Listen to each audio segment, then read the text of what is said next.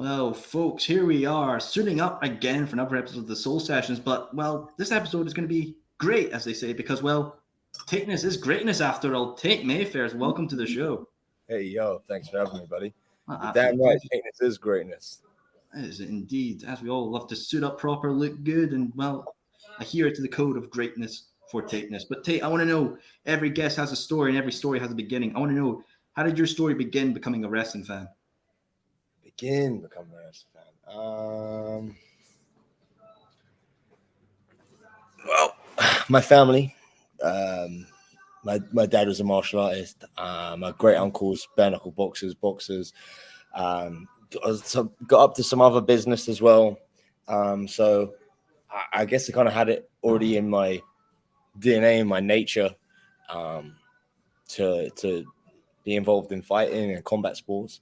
And as a kid, the wrestling was super popular, so I fell in love with it. And I was enamored with it. I was obsessed with it. And from as young as I can remember, my earliest thoughts, my earliest memories were, I've got to be a pro wrestler.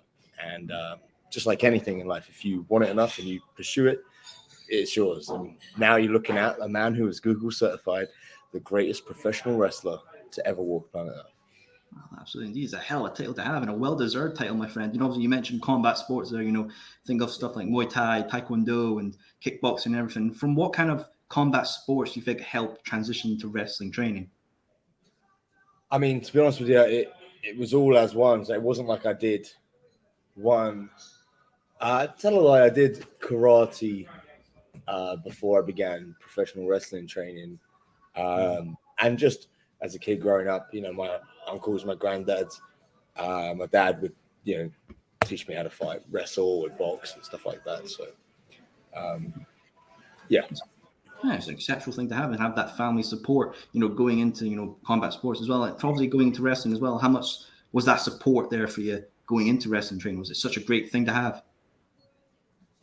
The support, yeah, sure. I mean, my parents were always like, I didn't always, I wasn't an easy child. So I think they supported anything that I put my time and effort into, and that gave me focus and structure. But they were always very much saying, whatever you want to be in life, you can do it. So go ahead and get it. You know what I mean? So that really helped more than anything. Oh, absolutely. Shoot for the stars, my friend. Shoot for the stars. And, I want to know as well, Tate, obviously going into having your first match and going around the whole British scene, what was that like stepping out there and basically making your name for yourself? I mean, mine's kind of in two parts, right? So, like, I started when I was a kid, and I probably had my first match.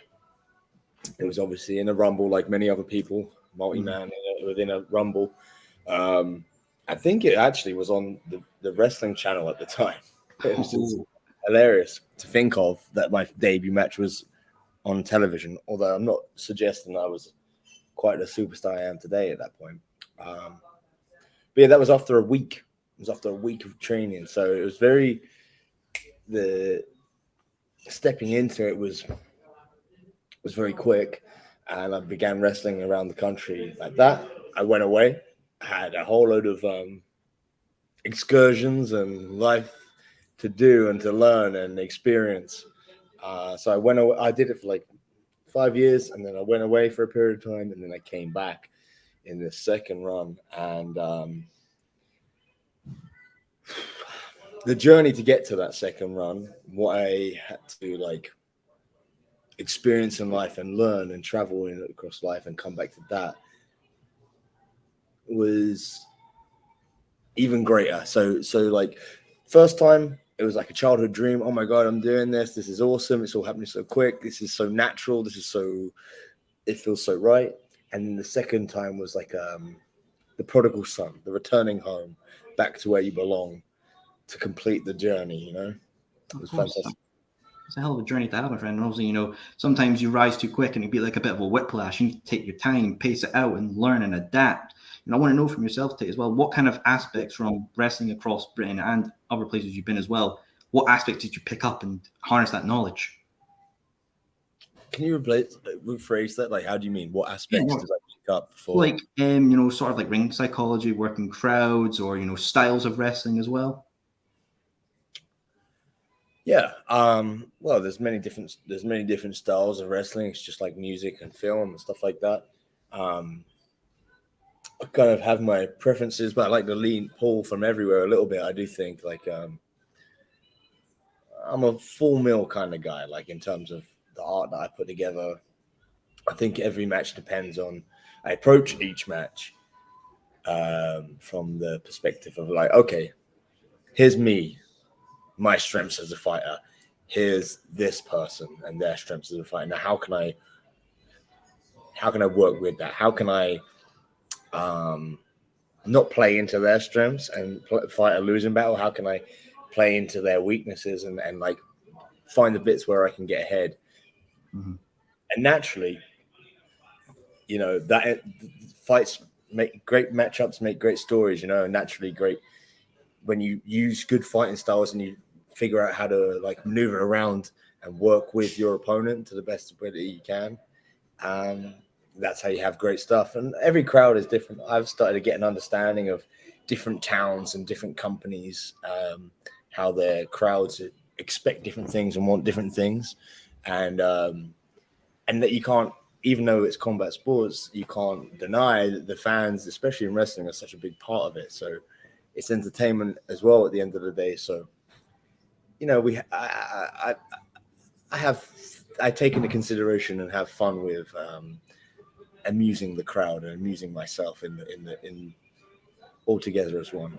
Oh, absolutely, gotta have a bit of fun and play it all the time. But I know you've also been to Cyprus as well. Cyprus is a hell of a place. You know, I can't imagine what was the atmosphere like in Cyprus of all places to wrestle. Cyprus isn't yet. That's due for October. I'm not sure exactly what's going down with that precisely, but there's been a bunch of places. There's been Dubai. I won the championship at Dubai when I was there. And coming up, I'll give you an exclusive. It's going to get announced this week. I'm going to be in Denmark next month, fighting for the championship at Nordic Elite Wrestling. I'm pretty damn sure if he takes my challenge, I'm sure he will. It's too good of a opportunity to miss for him. A guy called Carlos Zamora, El Guapo. It's real good, but he's no Tate Mayfairs, you know what I'm saying? So it's gonna be fun. It looks like he's following in my footsteps. It looks like he's heading out to Dubai himself. I doubt he'll be able to win the championship in his first night out there. But you know, he can try. What else? I've got, you know, there's many things in Europe coming up. Again, there's Spain, there's Poland, there's Germany. It's all on the horizon. And as soon as I get this visa set through, America is going to be conquered and reclaimed by the Britain. I'll tell you that much. I cannot wait for that, my friend. I mean, America, hell of a place in itself. So many great companies. Is there a certain company that you're eyeing for going to take? Maybe sort of a GCW, maybe Warrior Wrestling. What's kind of eyeing your expectations? Yeah, I mean, sure. I keep a tab on it all, keep a close eye on it all. It's a great thing. We can check so many things out on Fight TV and stuff now. GCW last year, I worked with them last year when they came over here to the UK. I wrestled Jordan Oliver. It was a very close contest. They're coming back again next month, and I will be involved in that series of shows as well. So we'll see who I get paired up with there and see what happens there. They're certainly running roughshod. I'd say not just in America, but like on the indies in general. They're touring about. They're here. They're Japan. They're Australia coming up. Yeah, I'm going to show. I can't wait to show GCW a little bit more why Takeness is greatness. Oh, absolutely. You know, you mentioned that show from last year, TNT Cross GCW. Yeah. I've had two guests who have been on that, Visage and Shea Monet, and they talked about how it was such a awesome environment to be in. I want to know from yourself, Tate, what was it like being a part of a sort of a historic show, two crossovers from two great companies? Yeah, it's pretty cool, man. To be honest with you, I didn't really. I'll be totally honest with you. I didn't really consider the grandeur of it until 10 seconds before the show started. I'll tell you why. I was on the street. I mean, I always am. Like, the thing is, when you live this life, it's like we're on the go with like, it's making towns. It's, you know, 3-4 shows a week. Obviously, outside of that, it's, you know, dealing with the turnaround and the gym and the food prep and the life. So I'm on the go, you know what I mean? And I'm always just like wrestling shows, recovering, training, eating right, promoting shows, and I'm just boom, boom, boom, boom, boom, boom. I did like a promotional video for my match against Jordan Oliver, but it was just a part of my regular run of work, you know. I thought nothing of. I didn't think, you know, maybe I underestimated him as an opponent. I didn't think too much of the show. I certainly put in a hell of a shift. It's a great match. You can check it out on YouTube. I've got a music video highlight of it, and there's a full matches available on the TNT website. But I really didn't give the show itself much thought, in total honesty to you, until we were there in the building. And they got on the microphone, Mike Angus, and he said, you know, we're going live in 10, 9, and the crowd were going. And I could hear and I could feel the intensity and the buzz and in the building. And I went, ooh. I remember going straight back upstairs to the locker room there. I said, boys, we got a hot show tonight. Like, this is the real one.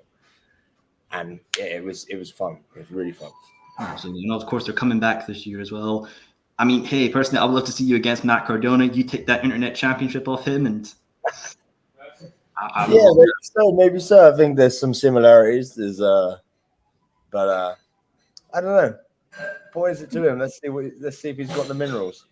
Oh, well, absolutely, indeed. He does call himself the Deathmatch King. So, I mean, hey, maybe you could take that crown off him and wear that around, be a true king. No matter what the stipulation is, I'll kick his ass. Absolutely. Good to see. Obviously, you know, there are many great talents there in, you know, GCW. But I know you faced one before. Effie, you faced him before in Progress. And I beat him. Exactly. You know, Effie's such a great individual as well. Obviously, has his own, you know, LGBT show as well, which is great stuff to see as well. Wrestling against Effie, he's kind of a character. You know, I've seen some of his stuff. What's it like going against Effie? You know what? At first, I'll be honest with you. Again, he was coming over,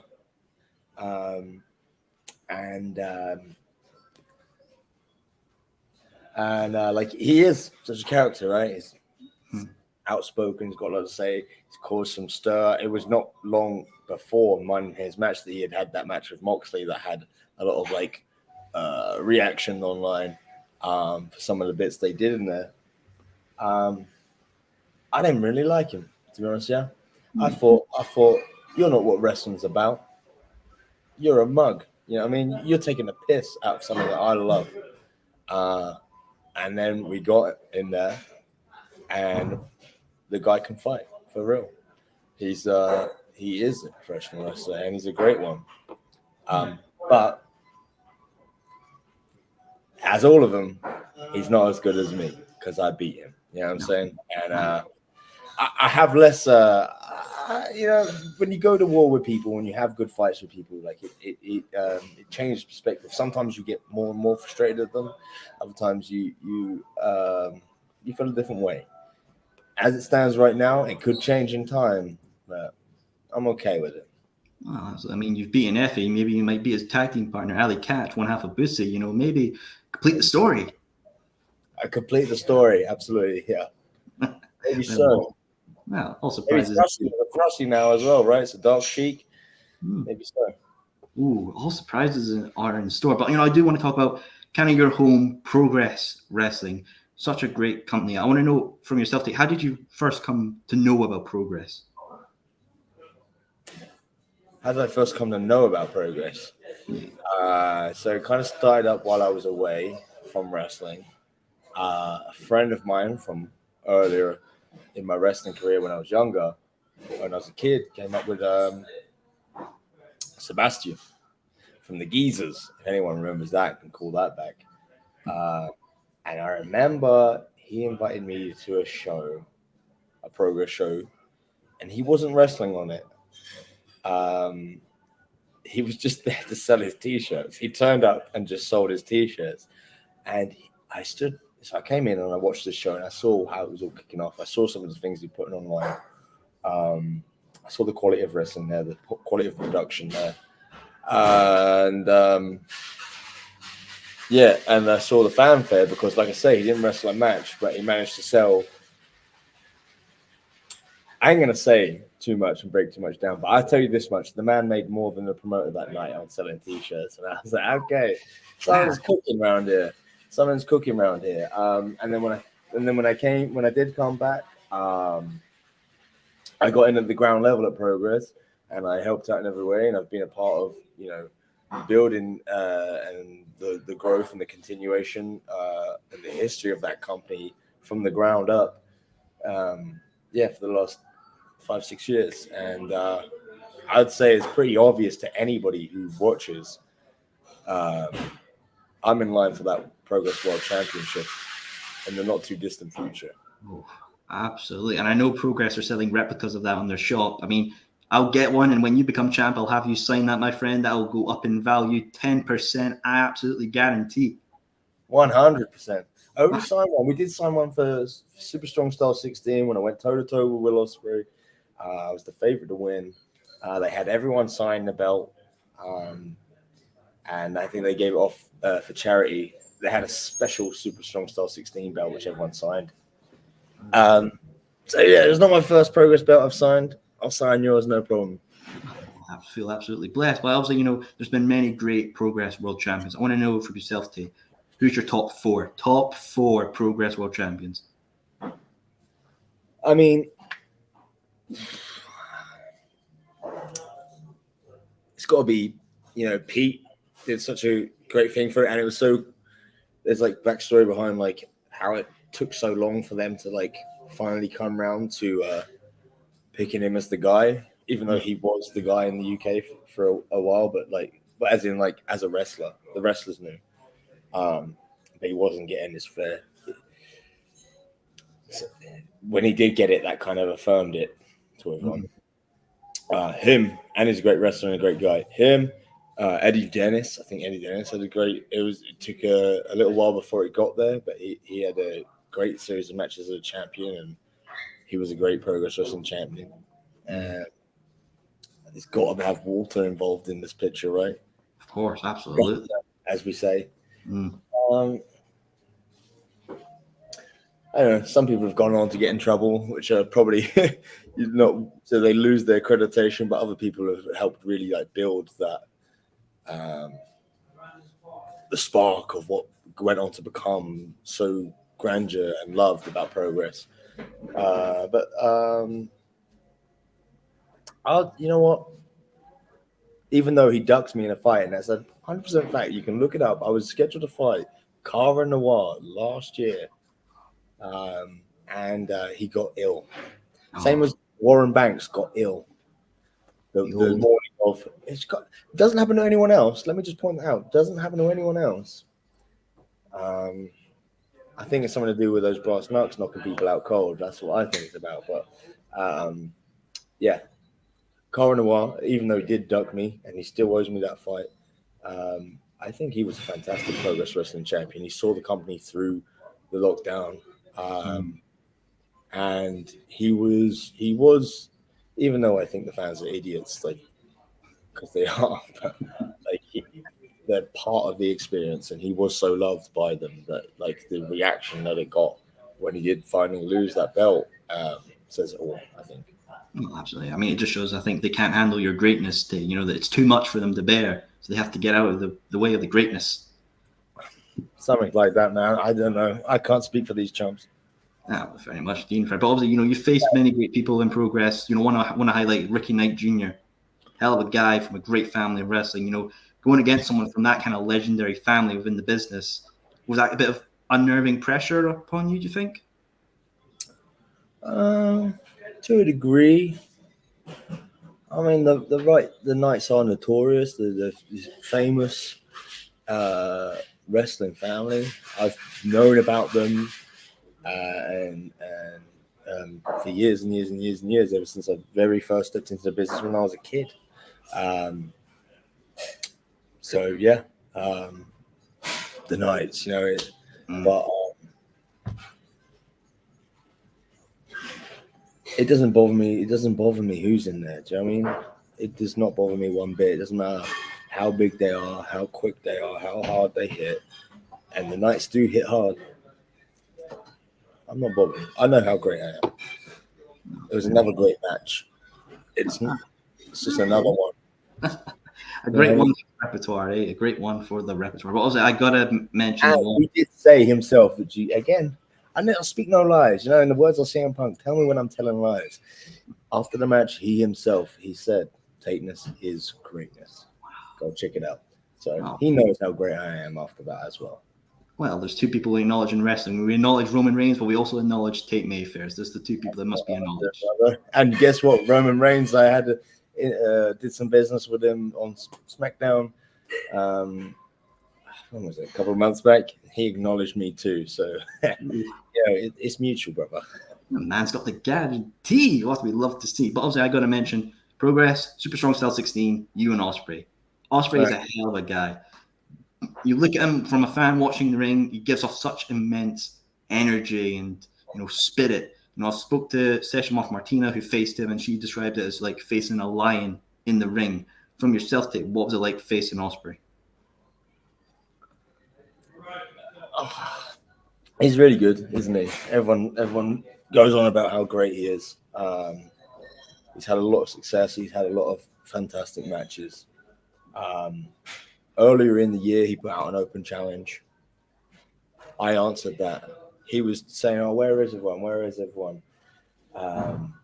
Responded to everyone. Again, man, I don't know what the deal is, bro, but when I answered that open challenge, he didn't say a thing about it again. He shut up. He didn't say a thing about it again. Tell me when I'm telling lies, bro. And it probably would never have happened until he signed up for Super Strong Style 16. And, I'm a bit disappointed with how Progress dealt with that and how Simon Miller, particularly, they said he picked them at random. I'm a bit annoyed that me and Will met in the first round before I got to build up any momentum and get to do it in front of a bigger and better audience because the Dome sucks.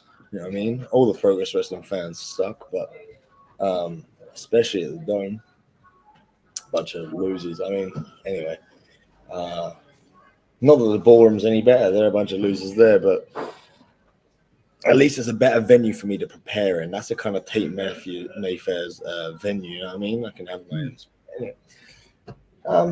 Yeah, he's good. He's all right. But considering how great he's meant to be, people are going to be not like this, but I'm not meant to say this. I wasn't that impressed. I'll be honest with you, brother. I wasn't that impressed. If that's as good as it gets, then I'm even better than I thought I was. You know what I'm saying? I hear you there, my friend. Indeed. I mean, it just makes you think, also maybe we've got to pick up a level. He's had 2 banger matches with Kenny Omega, but, what do you think? Do you think maybe Will needs to take a wee bit of advice from you, Tate, to get a bit more? He's obviously very good. He knows what he's doing to an extent. He did come out victorious in that match. He did rock me pretty hard. But I kicked out a bunch of stuff, and I kept going, and I nearly beat him. Within we're talking milliseconds. And Oscar Harden, the referee, he's kind of got a bias against me anyway as well. So that didn't play in my advantage. And after the fact, he got on the mic and said, "Big man, Tate Mayfairs, if you want to do it again, let's go." So he says it. Let's see if he backs it up. Let's see if another promoter is ready to put the money where the mouth is, make a bunch of money and have a hell of a match. Round 2, Tate Mayfairs, Ospreay. Let's go. Well, hey, I mean, I think the best place to have that, AEW All In, get Tony Khan on the phone, have that in Wembley. Let's see. Yeah, I'd love to see that. And obviously, I do want to mention, All In is such a big thing for not only wrestling, but especially British wrestling, having these big companies come here and, put on big arenas, big shows, and get people to come in and see in our country and just the fans being rewarded. What does it mean for you, Tate, as, a British wrestler, having these big companies come over and performing these such big venues? I think it's fantastic, man. Honestly, it's obviously undeniably a huge thing for the entire wrestling scene. It's huge for wrestling, and then on top of that, it's a huge thing for British wrestling because it's kind of created like a WrestleMania thing where it's not just that show, it creates like a whole festival of wrestling in the United Kingdom, where there's shows all around it. That weekend, I'm so busy. I've got like 5 shows in that. In the week to it, and then the week following it, and loads of bits going on.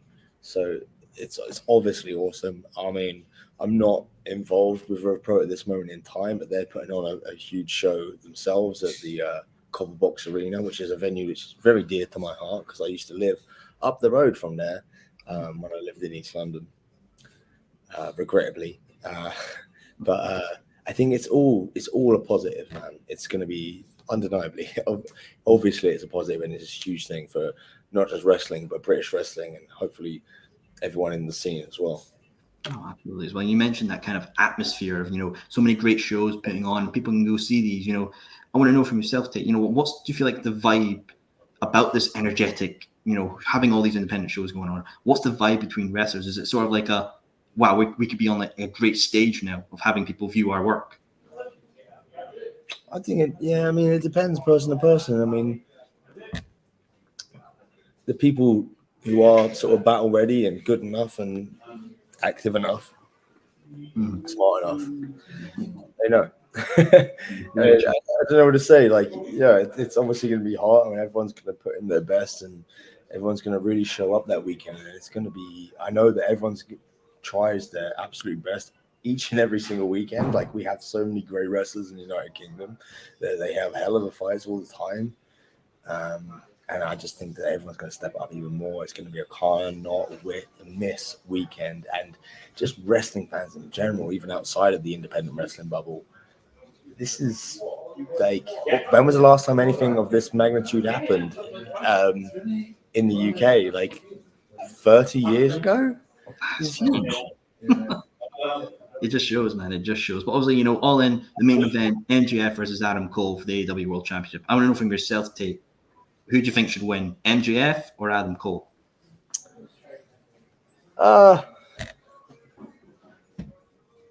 Whoever wants it the most, doesn't know. They've got like a whole like friendship thing going on at the moment, right? Which you don't see so much from Max. Maybe he's luring him in. Maybe Cole's luring him in. Maybe it's genuine. Who knows? Who should win? My opinion, whoever's like, regarding this, like whoever's, in my opinion, whoever's willing to sacrifice that friendship is the one who's going to win. Sometimes the best goals come from the biggest sacrifice. You never know what's going to happen. Well, obviously, you mentioned before you appeared on SmackDown, but I know you've done stuff for the former NXT UK. You've done some appearances there. I want to know, what was it like with that environment of NXT UK? Because I've had Wild Boar on. He talked about how it's such a great environment. But I want to know from yourself, Tate, what was NXT UK like? It was amazing, man. It is the biggest company in the wrestling world for a reason. One of the biggest companies in the world for a reason. It's a very well-oiled machine. It's a fantastic place to work. It's how professional wrestling should be treated professionally. And it was an absolute pleasure and a joy. There's talks, they say that they're doing NXT Europe. That seems to be in motion. I have no idea what the time span on any of that is. Maybe if they want to come to me and offer me something permanent for that might be a cool thing. That might be something that I'll, look into it and make something of at that time. But yeah, my experiences there are nothing but positive. I think they're a fantastic wrestling company, man. Oh, absolutely, indeed. Have you got a particular favorite moment from your time in NXT? Someone that you saw, or maybe an advice from a legend in the business? I got a few. Being at the PC was in the UK was fantastic. It was, again, a great training facility.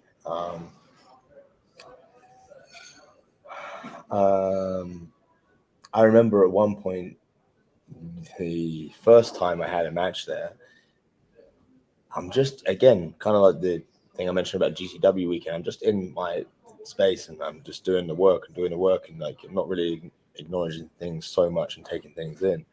But I do remember at one point, just funny enough, it was after taking some offense, being on the defense. I got body slammed outside the ring, And as I was in pain, and then I was catching my breath and looking up at the lights, and then I looked over and I saw like the guardrail, the WWE logo and up the ring post, and I was like, oh, I'm here.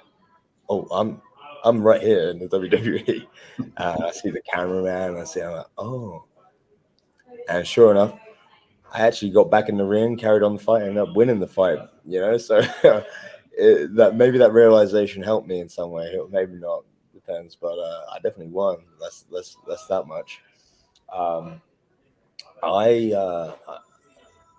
There's one piece that I don't feel like I'm not allowed as like. I don't know. Maybe I would be. Maybe I might be second guessing myself about. But I heard secondhand on 2 different occasions that someone incredibly high up, famous in wrestling, had something particularly nice to say about me on 2 different occasions, which is pretty cool. But again, I don't know I don't know how politics around this stuff works, if I should say that or not publicly. But that was very cool and very affirming. And again, that's been like, yeah, you're damn right, I am that good. But yeah, so many people treat you very well. It's a professional company. Everyone is a pro and is very nice. And great, praise and advice from Sam Grabwell, Trent Seven, Ilya Dragunov came up to me afterwards and said he really liked the way I move and the way I fight. And the same thing with Meiko Satomura, who also both of those, no disrespect to the others as well, but both of those two are 2 wrestlers that are combat fighters that I really admire and think very highly of. And for them to come up and say, you're a great fighter, you are really good at this, that means a lot. Oh, that's great to see. And it just shows you're doing so well. I mean, that's also why you're, one half of a tag team champion with former guest of the show, James Ellis. I mean, well, congratulations for that, my friend. But I want to know, you and James, is there any other tag teams in the UK scene that you maybe want to put a little bit of sense into? Maybe. I think the Smoking Aces, who we technically won titles off of, are one of the greatest tag teams around. I think they're both such fantastic wrestlers. Sunshine Machine, CPF, the Greedy Souls. Ooh. How can I deny? We've got such a fantastic. I think we're spoiled for fantastic tag teams in the United Kingdom as well. I think that actually, if it's a show that I'm not on, I think there's a whole bunch of shows that could have a tag team main event, and it'd be incredible. Oh, absolutely. It just shows that tag team wrestling's thriving and doing so well. I want to know as well. Leon and Doris, they're fantastic. So. Oh, great. Just shows talent everywhere. I want to know from yourself, Tate, how did you first meet James? James is such a talent as well in Wales. What's the story? How did you two meet? Well, I got a little group called Severance in Chaos. I first came in. I was the pinpoint, the driving edge to get us into Chaos and create a little bit of chaos and sever it from its old existence, the old past, the old chaos, and bring it into the new future, the new light in our vision. And that was, something that Joseph Connors was a part of driving and creating. And Mulligan, who's been at my side since day one there. And basically James was the referee on a lot of those shows. And he was also training and wrestling, and it was actually behind the scenes pretty damn good. And he knew who to side with and how to get involved. And that's how I came to know him, as he was refereeing some of our matches and he was training behind the scenes, and I was keeping an eye on him. I thought, this is a useful cat to use. I like his style. He also knows how to dress decently as well. So yeah, that's how we got in touch with him, and the rest is history, as they say. As they say, indeed. Obviously, there are so many great tag team wrestling designed belts. I think some tag team wrestling belts are even better than some world championships. I want to know from yourself, Tate, if you and James had to go for a tag team belt, just simply because you love the design of it, which tag team belt and why?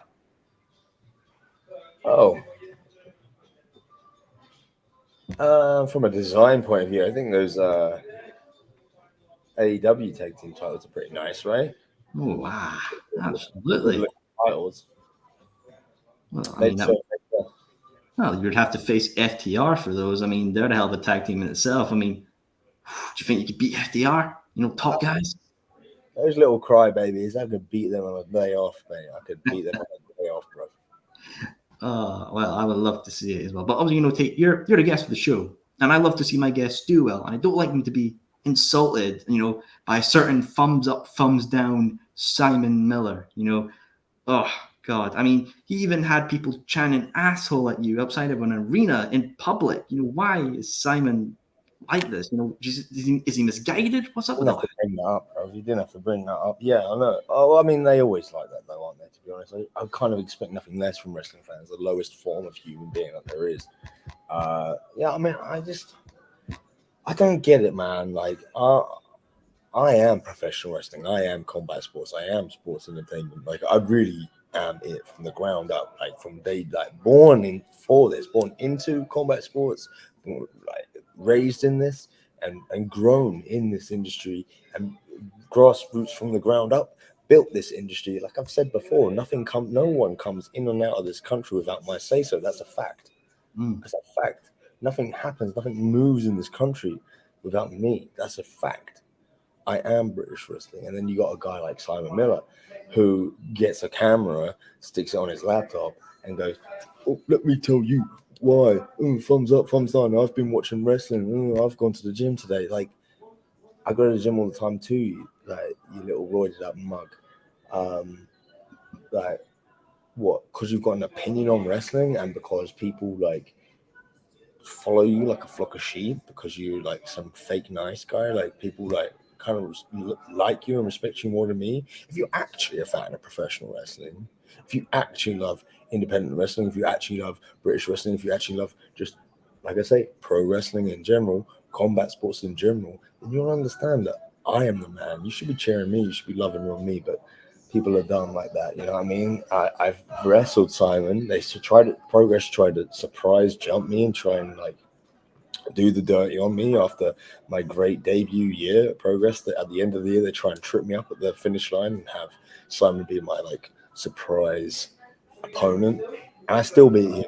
And then for some reason, even though I've gone on to win and win and win and show the world how great I am, they're pulling me back into this absolute nonsense again. I'm having to go try and find people to be on my team to fight Simon again. It's just, to be honest, it's disrespectful and it's really annoying. It's really fucking annoying. No, absolutely. I mean, I don't like to see that happen to my guests. It's an insult. It's a disparage. I never like to see that. But obviously, you know, Team Miller versus Team Tate, Progress, the 26, you know, at the Electric Ballroom. And, you know, people have been saying, oh, Simon will have a great team. He'll have a great ensemble of wrestlers to fight you. But I want to know, Tate, you know, who's looking for your team? Have you got these people? And should Simon Miller fear these people?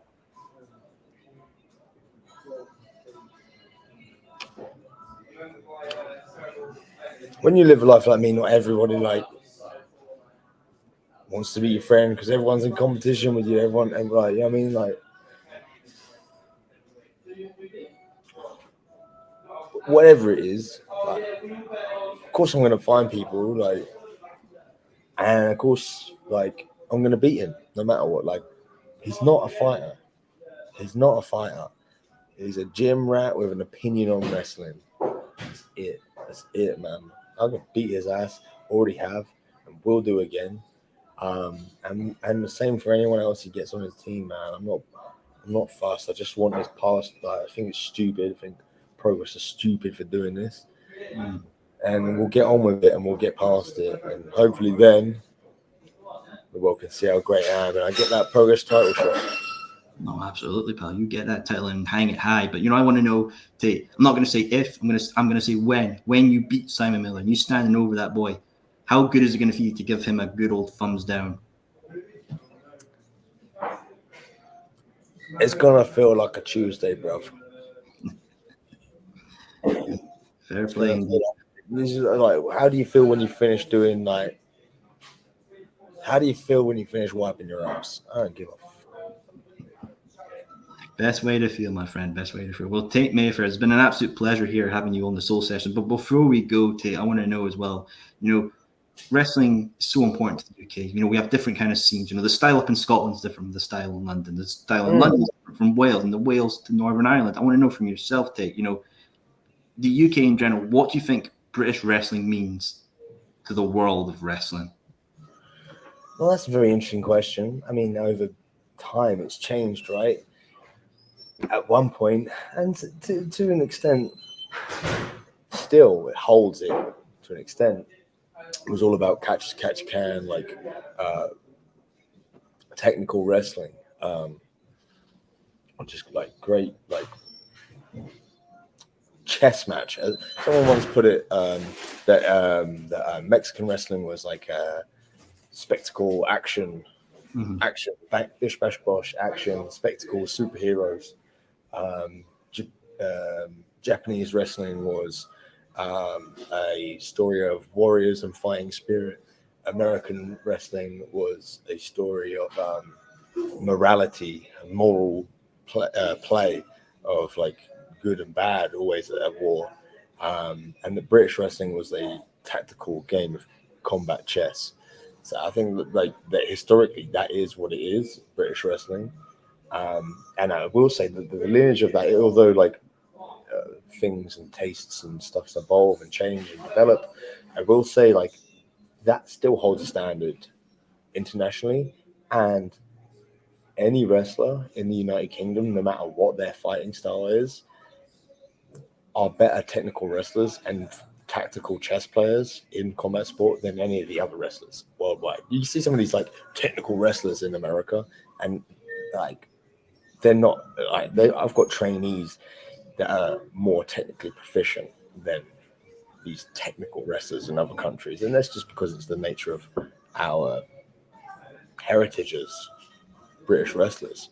I mean, over time though, it's continued to change. Obviously, we had like the recent boom period where there's many different styles. You know, wrestling in general has blurred the lines of these styles and adapted.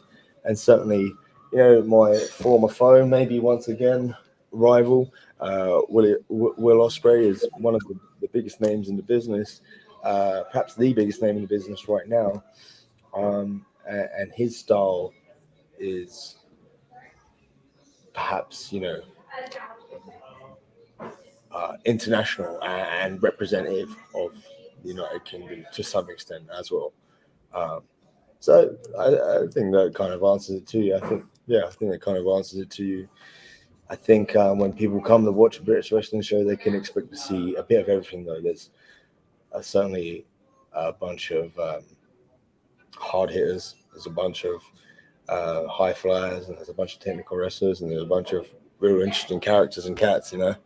And I think part of the reason why I am considered, not just by myself, but the general world, the greatest professional wrestler to ever walk planet Earth, is that I can walk the walk and talk the talk, and in each and every single category.